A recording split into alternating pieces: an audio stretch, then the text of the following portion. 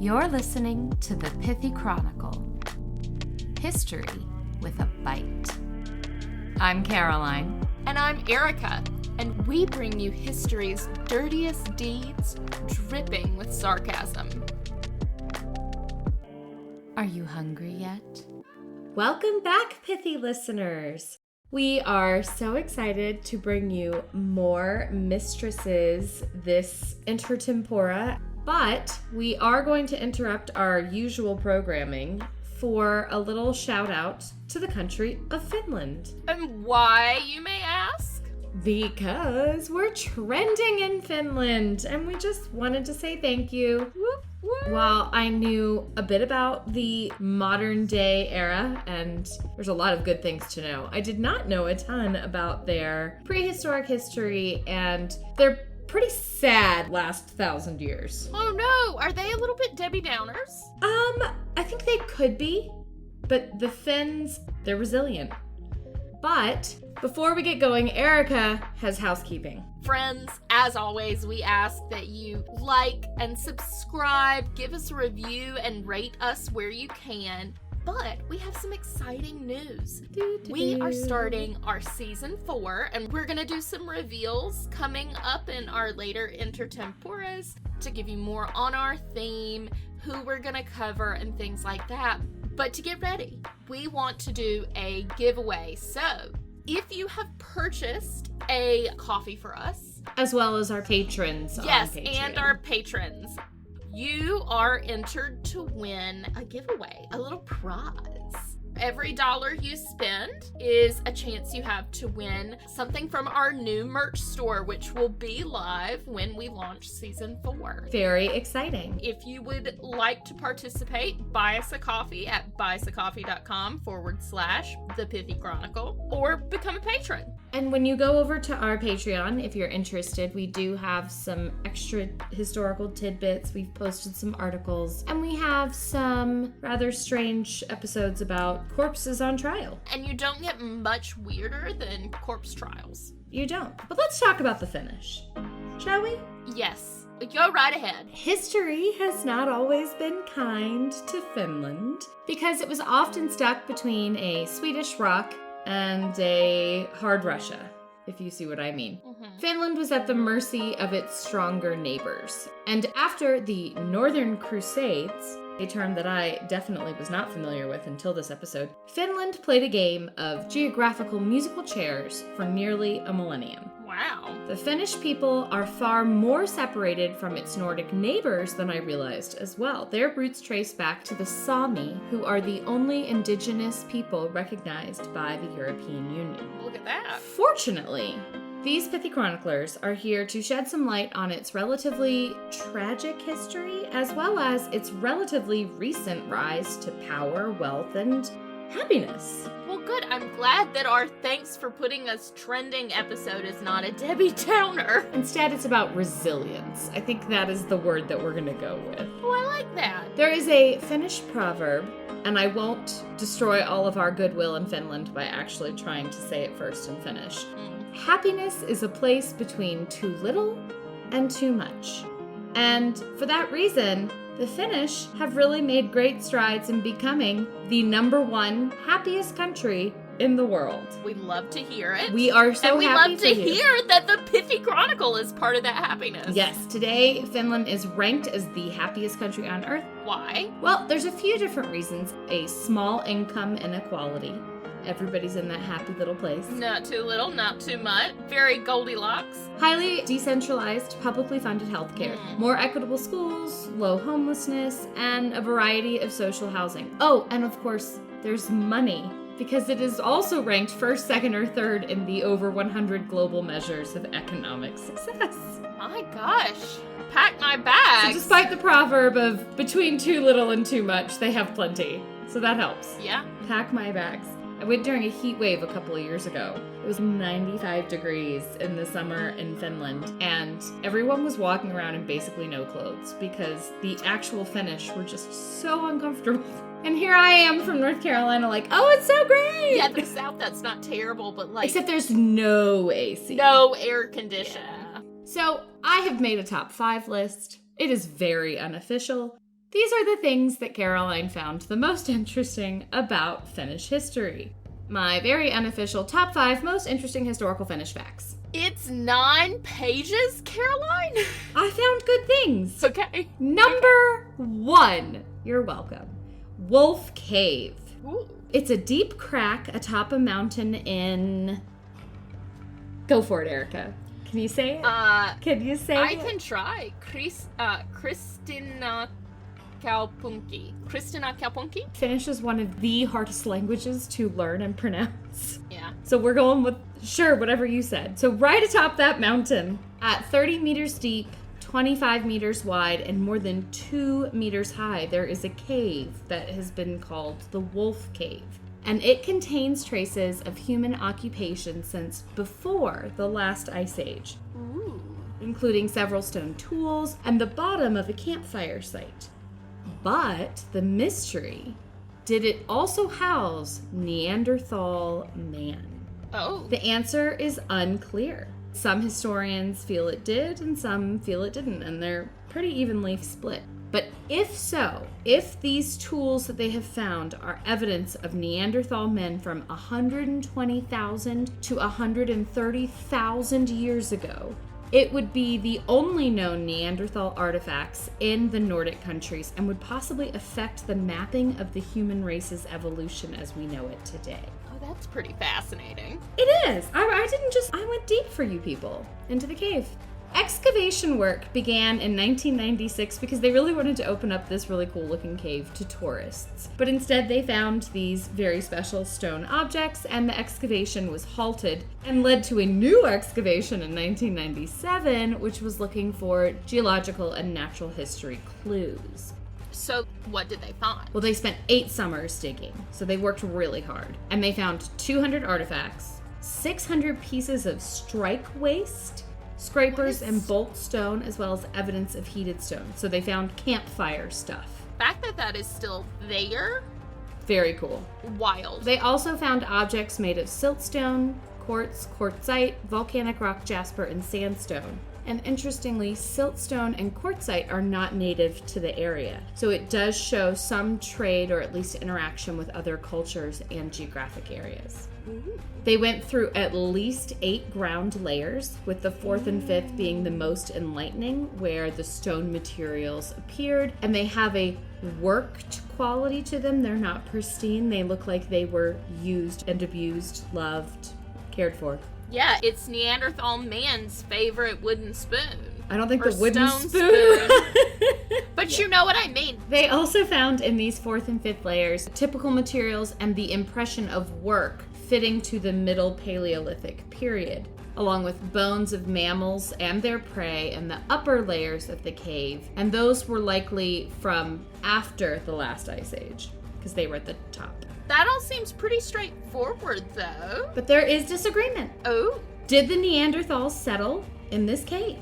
2 trains of thought. In 2006, Joachim Donner, professor emeritus in geology and paleontology, published criticism and felt that the materials lacked the, quote, human touch. He claims that the cave would have been underwater during that time period in question, which, to be fair, would be a pretty big tick in the no category. Unless they're mermaids. Oh my god. We've solved it for you. Oh my gosh. Wolf Cave, more like Mer Cave. He also claimed that there was really no proof of life, that the stones themselves could have just been stones. And he thought that the items were very dissimilar to Neanderthal objects that had been found previously in France. On the other side of the coin, we have Hans-Peter Schultz of the National Board of Antiquities, and he defends the findings. He claims it's very possible the cave was above the water level at that time. So yes, there was some water, but this one was above it. He also cites that there was soot from the fireplace that dated 40,000 years ago. Again, how? Carbon dating, it's amazing. And he says it cannot have come from outside the cave, so it's clearly got a quote-unquote human touch. And to the theory that the objects don't match those in France, Schultz claims the objects were exposed to rapid and aimed blows, which left a very dissimilar surface to those of other areas. So he says there is a resemblance, the outer edge looks different because of how they were used. And today there seems to be about a 60-40 split. Not Neanderthal, 60%. Yes, Neanderthal, 40%. And both the scholars and the general public's thoughts are pretty much on this same tilt, because a museum exhibit actually surveyed its visitors, which I thought was a really cool thing. They were like, go through, look at the evidence, and then vote. Tell us what you think. Because it's interesting to hear what the common folk have to say. It gives the Finnish some buy-in into their own culture, but that's a different topic for a different day. So, Wolf Cave. Should you be able to go to Mount... Say it again, Erica. Oh, no! Kristinanapuki? No. Kristinana Kaupunki. Kristinanapuki. If you can go, you should visit Wolf Cave. God, my sincerest apologies. We're so grateful you still listen after this. Please. I'm trying. Number 2 on Caroline's unofficial top 5. The Sami people. The only indigenous people of Scandinavia recognized by the European Union. And but they're not Nordic, right? They are not. So they are not the same as the Nordic or the Norse folks that we think of with the Vikings. Okay. They have a very different culture. They have a very different background. They got to this area at a different time and in a different way. The Sami are traditionally Sami-speaking people inhabiting the Sapmi region, which was formerly called Lapland, but the terms Laps and Laplanders are now regarded as offensive by the Sami people, who would prefer that their traditional name be used in their mother tongue. Sapmi, which we used to think of as Lapland, encompassed large parts of northern Norway, Sweden, Finland, and the Kola Peninsula of Russia. For the Sami people, variety was the spice of life. They were into coastal fishing, fur trapping, sheep herding, and reindeer herding, and they often lived quite nomadic or semi-nomadic lives. The first historical mention of the Sami people was by Tacitus, the Roman historian and politician, around 98 AD. Look at there. And he referred to them as Finni, F-E-N-N-I, like which is how we get to Finland, or the Finns, or Finnish. Yeah. Oh my gosh, amazing. Look, that's awesome. And of course the Romans named them. What else is new? The Sami people of today trace their settlement of Finnish lakelands from 1600 BC-ish, and they began their development of their current homeland around the beginning of the Common Era, 0 AD. The relationship between the Sami and the Scandinavians, or the Norse people, is complex. Despite popular belief, the Sami settlement of Scandinavia does not predate the Norse or Scandinavian settlement.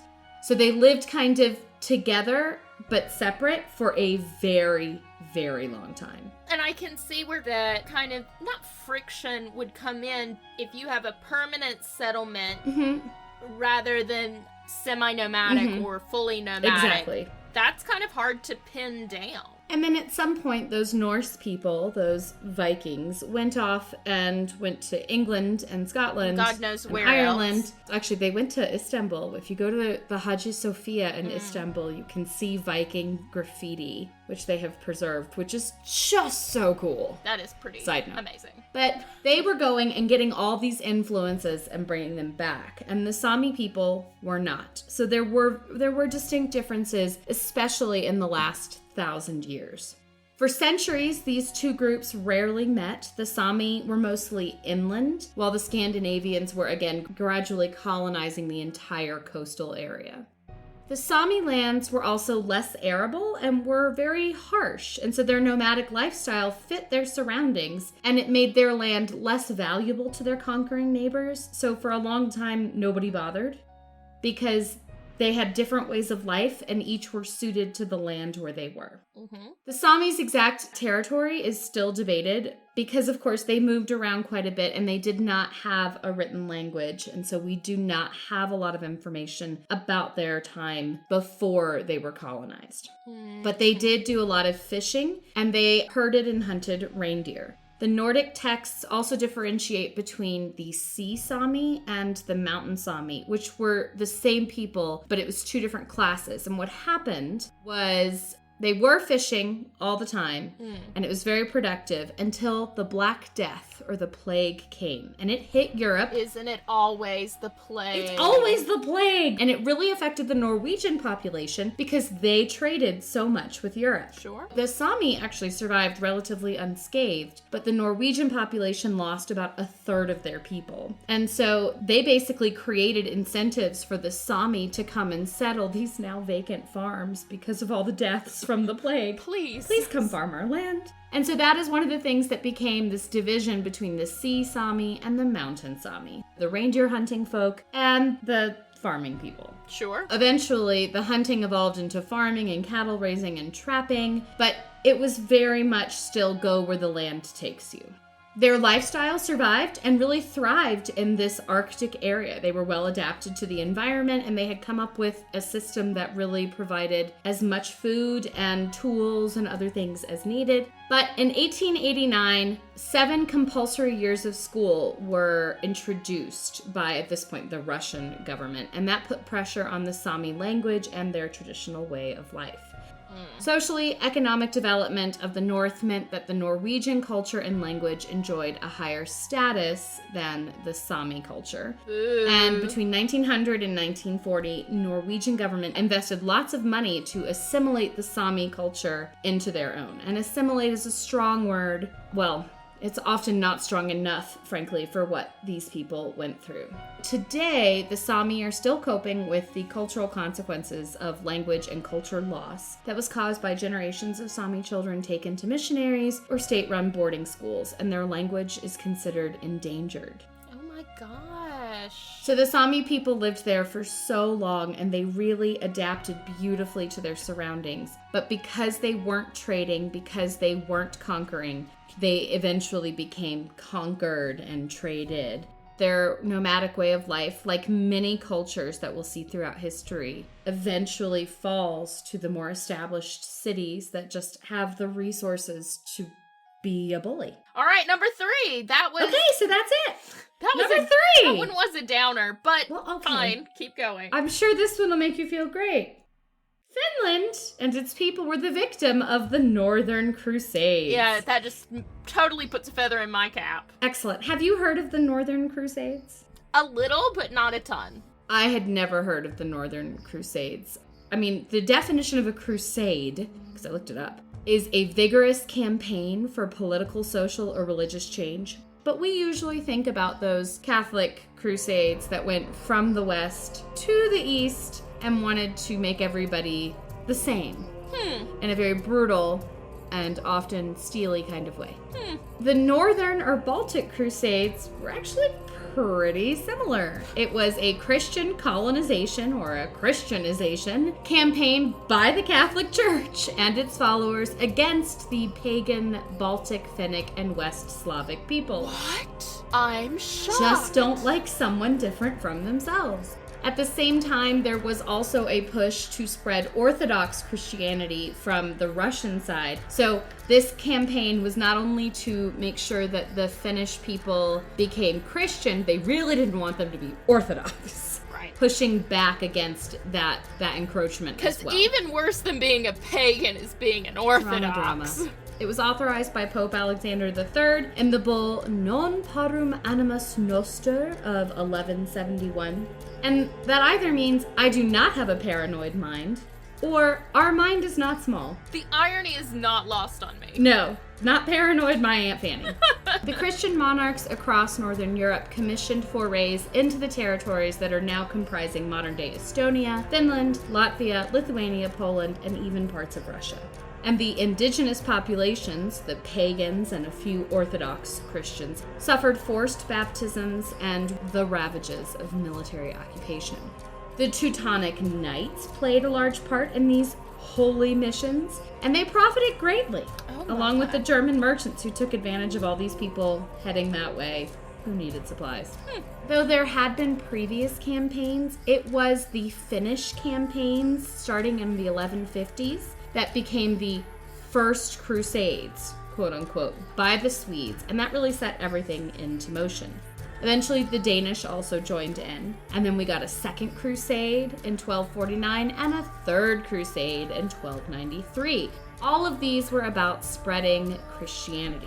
Armed conflict between the Finnish peoples and their Saxon-Danish neighbors to the north and south were very common for centuries prior to these crusades themselves. So there is a little bit of a debate about whether or not they should be called a crusade, but because they were Catholic Church sanctioned, funded, and it was like, hey, everybody get together and let's go attack them. It feels very crusade-y. It does feel crusade-y. It does. It's a clear political move to invade or crusade in a land that already has, obviously everywhere has tensions, but issues between the Danes and the Saxons and the Finns. Yes, absolutely. And when Finland wasn't actually the victim itself, it was then just used as a battleground between its more powerful neighbors of Sweden and Russia. Cool, love that for them. Finland was never comfortable with their neighbors. There is still this debate about how exactly these crusades ended.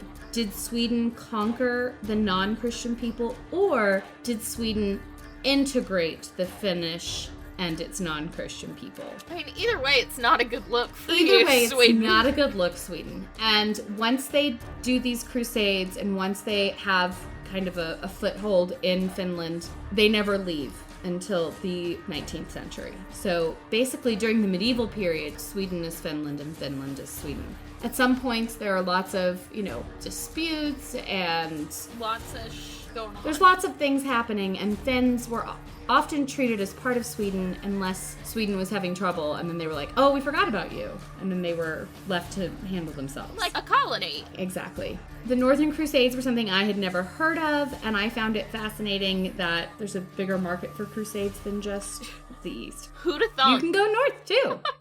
Fact number 4. The peasants of Finland had rights, which is very exciting. Yes, that is nice. This was excellent. When Sweden came to Finland around 1050-ish for its lovely first crusade, they were kind of surprised to find that the Finnish peasants were not only free, which was similar to how the Swedes were treated. The peasant themselves was personally free. But the Finnish peasants were also allowed to own the land that they worked. I mean, think about serfdom in Russia. Right. Not only are they free in a sense that no one owns them, they are not bound to the land. So they can move. They are not bound to the land. Yeah, so it's not like serfdom in a lot of places where you can't leave, you can't move. And they're definitely not stuck working for a lord that they feel is unjust. So it's a very different situation from basically the rest of Europe. We love a cool governance structure. Look at that. The land also passed down within their families as long as it was still being put to use. And so the peasants actually had property to pass down from generation to generation. God, that's so cool. And even daughters could inherit. Stop. I know. Heirs on both the mother and father's sides were given equal claim. Married couples could separately inherit familial lands, and it would stay within their domain, not become their husband's property. Nice. Land could only be sold due to an emergency, and it had to be with the entire family's consent. So let's say you got this little parcel, but you for some reason don't want to work it anymore, or you're, changing up your profession and going back to the reindeer. Then you could ask your family first, does anybody want to buy it from me? It's like first refusal rights. Exactly, which is an amazing thing to have among a peasantry at a time when people in general were not treating each other very well. Pretty fantastic. Number 5 of my top 5 list is that Finland had the shortest lived monarchy in Europe and possibly in all of history. Oh, tell me more. It lasted less than 2 months. Oh my God. Which is a really short monarchy. Like, that's beginning to end. That's it.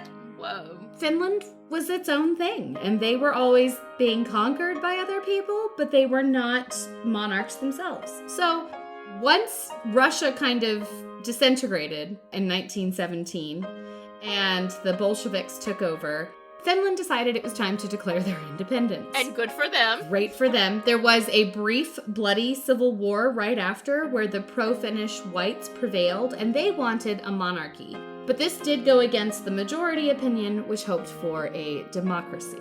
Like any floundering European nation, they decided to look to a German lesser nobility and ask them to come lead them into the future.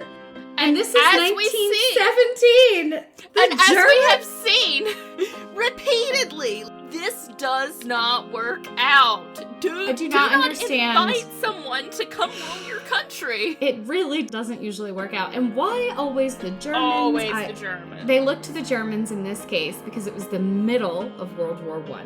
And they were concerned that once Russia kind of got its shit together, they would again look to Finland and be like, yeah, we're going to take you back. And so they thought having a German king, which again sounds stupid when you consider that you're Finland, but having a German king would give them a very big ally that might prevent the Russians from encroaching. Well, and Victoria still loomed large at this time, even though she was dead, Yep. And they were German. And she'll come back. Because their first choice was Prince Frederick Charles of Hesse. Because, listen, that House of Hesse. Duchy of Hesse. Woo. I know. They just were so well connected despite being a very small principality. Mm-hmm. He was a German noble elected on October 9th of 1918 to be Finland's new king. His name was changed to Frederick Karl, which was supposed to sound more Finnish. And he was considered the ideal candidate because he was from this dynasty, this Hesse dynasty, which had existed since 1264. Longevity, check. They were old money. Old money.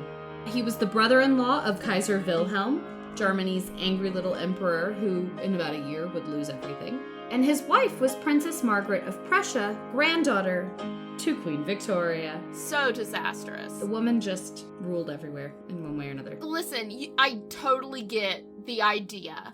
I get the idea. It's not good to have your offspring on every throne in Europe. I don't even know that it was the hemophilia. He was generally thought to be a good idea. However, there was definitely some unrest for some obvious reasons.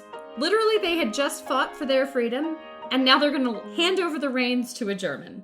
That's number one. That's a weird choice. Number two, World War I is in its final months at this point. And while Finland was not technically involved, there was a ton of instability in Europe, and it left Finland really open to both the North and the South, the Russians and the Swedes and the Germans. They're sitting ducks. And so everyone's like, why are we handing ourselves over to this German dude? And then, of course, there was this notion that Germany would defend Finland, but anybody who could, read the news. The room, yeah. Read the room would have known that Germany was not doing well at this point, and things were looking, bad, and they just got worse. His reign began while the war still raged, but Frederick Charles was like, I'm coming, I'm ready, and the first thing he decided to do was design himself a new imperial crown. I mean, same. Yeah. He had it based on the imperial state crown of Great Britain, but it was never finished because it takes longer than 2 months to make a crown. Okay. However, you can still go see the prototype that is on exhibit today. But then World War I ends, and since most of the population really wasn't into the monarchy, and since Germany is now, kaput, the reign was over. Kaiser Wilhelm himself abdicated his throne on November 9th of 1918. And remember that Frederick Charles was elected October 9th of 1918. So literally 1 month before he was elected. A month later, Kaiser Wilhelm abdicates. And a month after that, Frederick abdicates the crown, the half-finished crown. The half-finished on crown, December 14th of 1918. the half-finished. That's good. The half-finished finished crown. Say it 5 times fast. Holy I can't, cow. but I appreciate you. So he stepped down due to political pressure. I think everybody knew this was not going to work out, and he never actually set foot in his kingdom. Whoa, okay. He'd never been there before, and he never made it. And that is when Prince Frederick fades back into obscurity because he really never did anything else worthy of our time and attention before or since. Whoa, okay. Bye. So this is our extra bonus round called Further Fun Finnish Facts. I love it. Finland declared October 13th as National Day of Failure. To quote Einstein, "A person who never made a mistake never tried anything new." And the Finnish believe that you should live your life trying new things and not be afraid to make a mistake. Love it. The Finnish language is one of the 10 most challenging languages in the world to learn and translate, and J.R.R. Tolkien based High Elvish from Lord of the Rings on the Finnish My language. husband's gonna love that fact. The noun can have over 200 forms. No, thank you. You know, like when you conjugate a verb, you get the boot verbs? 200 forms. And one of the longest words in Finnish. Erica, would you like to do the honors? I wrote it out for you. Not even a little bit. Please do.